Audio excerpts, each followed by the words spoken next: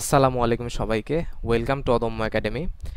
আজকে আমরা আলোচনা করব কৃষিগুচ্ছ ভর্তি পরীক্ষা নিয়ে। আসলে সবার মনে একটাই প্রশ্ন যে কবে নাগাদ অনুষ্ঠিত হবে কৃষিগুচ্ছ ভর্তি পরীক্ষা। তো আজকে আমরা সেটা নিয়ে কিছুটা আলোচনা করব, প্লাস তোমরা এই বাকি যে সময়টুকু পাচ্ছ এই সময়টুকু তোমরা কিভাবে পড়লে ভালো হয়, কিভাবে আগালে ভালো হয় সেসব নিয়ে আলোচনা করব। তো আসলে ভাই দেখো, তো দেশের এইরকম পরিস্থিতিতে কি কি চলে গেছে, এরকম একটা অবস্থায় পরিস্থিতি পরীক্ষা হওয়া তোমাদের 20শে জুলাই পরীক্ষা হওয়ার কথা ছিল। কবে? 20শে জুলাই। ঠিক আছে, এই 20শে জুলাই পরীক্ষা হওয়ার কথা ছিল। সেখান থেকে পরীক্ষার আমাদের পেছাতে পেছাতে এখন সেপ্টেম্বর মাস চলে, এবং এই মাসেও পরীক্ষা হবে কিনা তাও কিন্তু নিশ্চিত নয়। আমরা যদি গতকালকে যে তোমরা দেখেছো যে সিভাসো ভিসি, হ্যাঁ, সিভাসো ভিসি আমাদেরকে যা বলেছে যে হচ্ছে তোমাদের কি নিউজ দিয়েছে যে পরিস্থিতি স্বাভাবিক হলেই অনুষ্ঠিত হবে কৃষিগুচ্ছ ভর্তি পরীক্ষা। তাহলে কিন্তু তাদের বক্তব্য থেকে কিন্তু স্পষ্ট হয় যে এই মাসে, চলতি মাসে, এই যে সেপ্টেম্বর মাসে কিন্তু কোনোভাবেই অনুষ্ঠিত হবে না এই কৃষিগুচ্ছ ভর্তি পরীক্ষা। সেপ্টেম্বরে কিন্তু কোনোভাবেই অনুষ্ঠিত হচ্ছে না। ঠিক আছে, তাহলে হচ্ছে তারা বলছে যারা জানাবে সেই অনুযায়ী তোমার অ্যাডমিট ফর্ম ডাউনলোড করা সব কিছু নিয়ে তোমাদের কৃষিগুচ্ছ ভর্তি পরীক্ষা অনুষ্ঠিত হবে।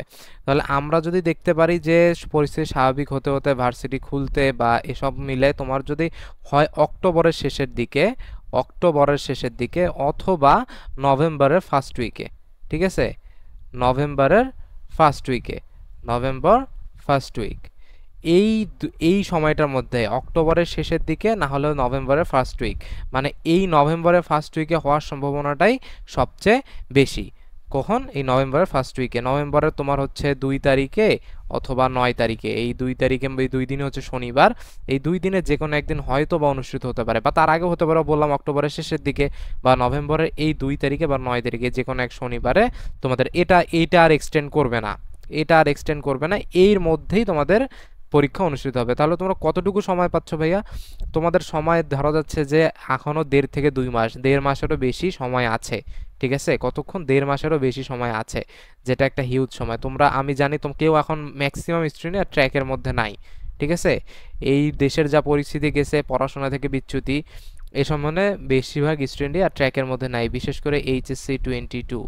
ঠিক আছে, এইচএসসি 22 তাদের সেকেন্ড টাইম, তাদের অবস্থা আসলে অনেকটাই খারাপ। ঠিক আছে, তাদের মানসিক অবস্থা অনেকটাই খারাপ। তাদের হয়তোবা অনেক ভালো প্রিপারেশন ছিল, কিন্তু এইরকম একটা বড় গ্যাপ কিন্তু আসলে অনেক খারাপ। ঠিক আছে, বড় গ্যাপ অনেক খারাপ। এটা আসলে বুঝেছে যারা আমরা আরও একটা প্যান্ডেমিকের মধ্যে দিয়ে গেছিলাম। ঠিক আছে, কখন? করোনার সময়। তখন আসলে এইচএসসি 20 অনেক বড় সমস্যার মধ্যে দিয়ে গেছে। এইরকম এইচএসসি 22ও সেরকম একটা সময় পার করতেছে যারা সেকেন্ড টাইম দিচ্ছে। তো ভাইয়া, তোমরা কখনো হতাশ হয়েও না, কারণ হচ্ছে আমাদের আল্লাহ কি বলছেন যে হচ্ছে তোমার কষ্টের সাথে আছে স্বস্তি। ঠিক আছে না, তোমরা নিরাশ হইও না, তোমাদের এটা শেষ চান্স। তোমরা একটু ভালো মতো, আর 1.5 মাস আছে, 1.5 মাসেরও বেশি সময় আছে, একটু ভালো মতো ট্রাই করার চেষ্টা করো। আসলে সবারই তো সব কিছু পড়া হয়েছে, আমরা আসলে কি করব?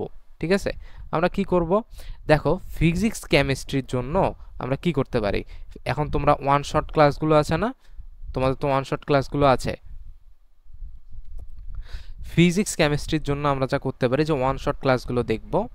ওয়ান শট ক্লাসগুলো দেখার পরে মেইন বুকের কি সলভ করব? এমসিকিউ। মেইন বুকটা একটু দেখার পরে মেইন বুকের কি সলভ করব? এমসিকিউ সলভ করব। ঠিক আছে, ওয়ান শট ক্লাস কতক্ষণে দেখব? Around 30 to 40 minute. কতক্ষণ? অ্যারাউন্ড 30 to 40 মিনিট, এর বেশি কিন্তু দেখব না। সর্বোচ্চ 50 মিনিটের দেখলে দেখা যাবে, এত বেশি সময় নাই ভাই, একটা অধ্যায় এত সময়। এটা ওয়ান শট ক্লাস দেখার কারণ কি? বিভিন্ন ইম্পর্টেন্ট জায়গাগুলা, তারপর হচ্ছে বিভিন্ন তোমার হচ্ছে ফর্মুলাগুলা, বিভিন্ন হচ্ছে তোমার যেগুলো শর্টকাট আছে, এগুলো আমাদের রিকল করার জন্য দেখা। ঠিক আছে, ওয়ান শট ক্লাস। দেন আমরা কি করব? দেন আমরা হচ্ছে এমসিকিউ সলভ করব, মেইন বুকের এমসিকিউগুলো সলভ করব। দেন আমরা কি করব? কোশ্চেন ব্যাংকে কি করব? সেম কোশ্চেন ব্যাংকের আমরা এমসিকিউ সলভ করব। কি? কোশ্চেন ব্যাংকের আমরা এমসিকিউ সলভ করব। কোশ্চেন ব্যাংকের এমসিকিউ সলভ করার পরে তোমাদের আসলে কি হবে? এই পুরো একটা চ্যাপ্টার সম্পর্কে তোমাদের খুব ভালো একটা ধারণা তৈরি হয়ে যাবে। ঠিক আছে, চ্যাপ্টার সম্পর্কে অনেক একটা ভালো ধারণা তৈরি হয়ে যাবে। শেষমেশ তোমরা কোশ্চেন ব্যাংকটা সলভ করতে বলা হয় কেন?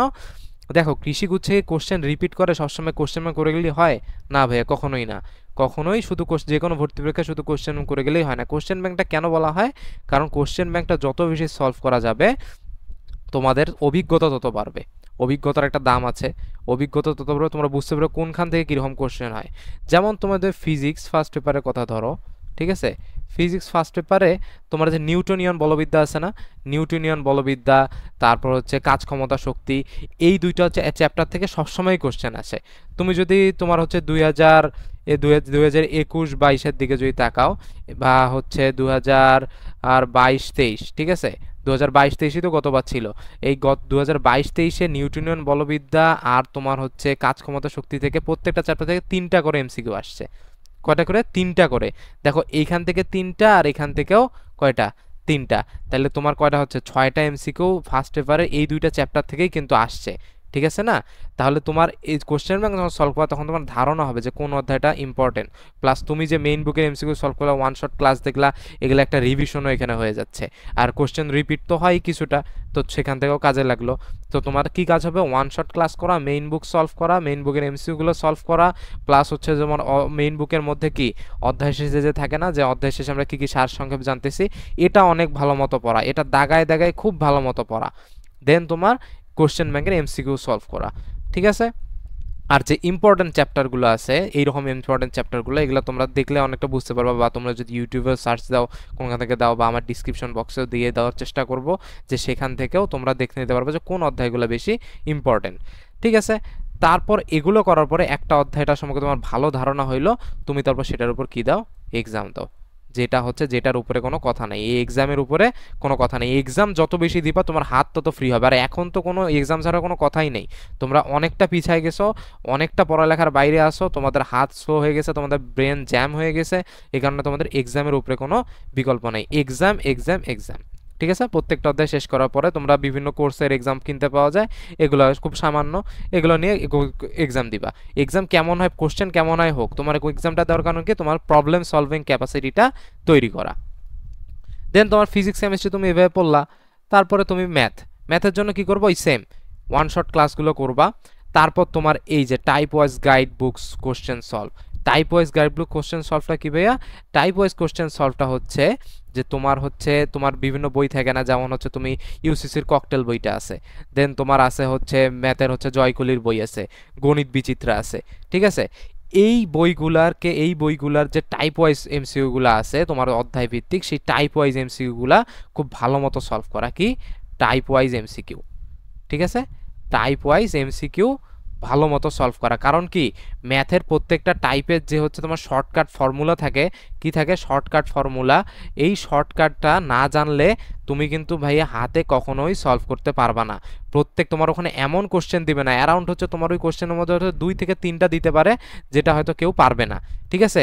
কিন্তু বাকিগুলো এমন থাকবে যেটাকে তোমার 20 থেকে 30 সেকেন্ডে সলভ করা সম্ভব, ঠিক আছে? এটা কিভাবে? এই শর্টকাটের মাধ্যমে। এই শর্টকাটগুলো তুমি কোথায় পাবা? এই যে গাইড বুক কোশ্চেন সলভের এইখানে গেলে তুমি যখন ওয়ান শট ক্লাস দেখার পরে ওই অনুযায়ী যখন গাইডের যখন হচ্ছে এই টাইপ ওয়াইজ এমসিকিউগুলো সলভ করবা, প্লাস হচ্ছে তোমার ওখানে ফর্মুলাগুলো দেখবা, শর্ট টেকনিকগুলো দেখবা, সেটা দেখার পরে তুমি কোশ্চেনগুলো সলভ করলা, প্লাস তোমার যে হচ্ছে কোশ্চেন ব্যাংক আছে যেটা কৃষির জন্য, সেই কোশ্চেন ব্যাংকটা তুমি দেখলা, ঠিক আছে? আর বায়োলজির জন্য তেমন কোনো কিছু না। বায়োলজির জন্য তোমার মূল যে দাগানো বইটা আছে এটা পড়লে এনাফ, ঠিক আছে? এইটা পড়লেই কি এনাফ। এইটা পড়লে তোমার, আমার মনে হয় যে সব এই পর্যন্ত বায়োলজিতে, কৃষিগুচ্ছে বায়োলজিতে তোমার ওই যদি দাগানো বইটা যদি পড়া থাকে, তোমার সবচেয়ে বেশি মার্ক তোলা সম্ভব এই বায়োলজিতে, ঠিক আছে? তুমি 30-র মধ্যে অ্যারাউন্ড 25 থেকে 26 এমনিতেই আনা সম্ভব। কত? এই 25 থেকে 26 এমনিতেই আনা সম্ভব। এটা কোথায়? এই দাগানো বইটা যদি তুমি ভালো মতো একটু পড়ো, ঠিক আছে? মেডিকেলের মতো করে পড়ার দরকার নেই, তুমি দাগানো বইটা পড়ে রাখলা, ঠিক আছে? তোমার ওটা পড়া আছে, তুমি পড়ে রাখলা এই 1.5 মাসের মধ্যে, ঠিক আছে? প্রত্যেক দিন পড়লা, এবং এই 1.5টা মাসের কথা যেটা ভাই বলতেছি, 1.5 মাসের অধিক সময় যেটা, এই সময়টাকে কোনো ফাঁকিবাজি না, আজকে থেকেই শুরু করো, প্রত্যেকটা দিন রেগুলারলি ভালো মতো পড়াও। অ্যারাউন্ড তোমার কত? 7 থেকে 8 আওয়ার, বা এর বেশি যত বেশি হবে তত বেশি বেটার, ঠিক আছে? 7-8 ঘন্টা যত বেশি হবে তত বেশি বেটার। দেন আমরা বায়োলজি, ম্যাথ এগুলো সব কিছুই দেখলাম। আমাদের তারপর কি? Exam and exam. মানে কি? আমরা প্রত্যেকটা চ্যাপ্টার সলভ করতেছি, প্রত্যেকটা পেপার সলভ করতেছি, প্রত্যেকটা তোমার সাবজেক্ট সলভ করতেছি, সেইটার উপরে আমার এক্সাম দেওয়া, ঠিক আছে? তোমার হচ্ছে চ্যাপ্টার ফাইনাল, পেপার ফাইনাল, তারপর তোমার হচ্ছে সাবজেক্ট ফাইনাল, এগুলো ভালো মতো দেয়া।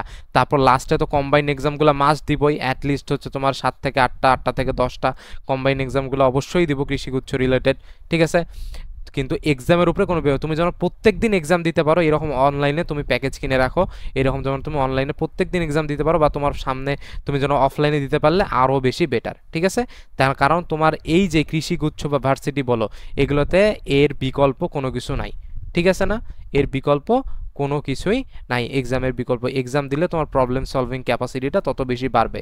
তো তোমার এইখানে যে আমরা যে এতক্ষণ যে এগুলো বললাম যেগুলো করবা, এর সাথে তুমি আরেকটা জিনিস করতে পারো, সেটা হচ্ছে ভার্সিটি ক, মানে এটা করবা ভার্সিটি ক কোশ্চেন ব্যাংক, যেটা উদ্ভাসের যে বইটা আছে ভার্সিটি ক কোশ্চেন ব্যাংক, এই ভার্সিটি ক কোশ্চেন ব্যাংকটা ভালো মতো একটু সলভ করবে। মানে এগুলো করো কোশ্চেন ব্যাংকের সাথেও ভার্সিটি কটা করে রাখবা, বিশেষ করে ফিজিক্স কেমিস্ট্রি ম্যাথের জন্য ভার্সিটি ক কোশ্চেন ব্যাংকটা করবা, তাহলে দেখবা অনেক দূর আগায় যাচ্ছ, ঠিক আছে?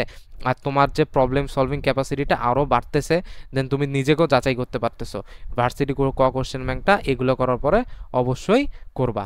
তো ভাইয়া এখন তোমাদের হাতে কতদিন সময় আছে?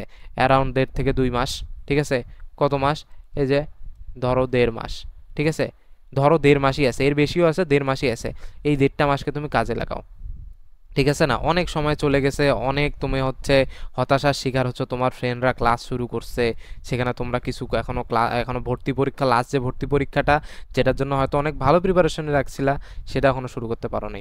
তবে হতাশার কোনো কারণ নেই, এখন তো এই 1.5টা মাস যে সময় আছে জীবনের, এই 1.5টা মাসকে তুমি কাজে লাগাও। এখন তুমি যদি শুরু করো, এখনো অনেক কিছু হওয়া সম্ভব, ঠিক আছে? যে অনুযায়ী বললাম এই অনুযায়ী তোমরা যদি পড়ো, তাহলে তোমার জন্য একটা সিট ইনশাল্লাহ কনফার্ম, ঠিক আছে? একটা সিট ইনশাল্লাহ কনফার্ম, ঠিক আছে না? সো ভাইয়া এই 1.5 মাস ভালো মতো পড়ালেখা করো রেগুলারলি, এবং কি বলতেছি, রেগুলার হইতে হবে, ঠিক আছে না? রেগুলার হইতে হবে, রেগুলার হওয়ার কোনো বিকল্প নাই, রেগুলারলি সব পড়তে হবে, তোমার জন্য একদিনও মিস না হয়। একদিন মিস হওয়া মানে তোমার ট্র্যাক থেকে হারায় যাওয়া, ঠিক আছে না? ট্র্যাক থেকে হারানো যাবে না, এই জন্য রেগুলারিটি মেনটেন করতে হবে। তো ঠিক আছে, আজকে এই পর্যন্তই, ধন্যবাদ সবাই।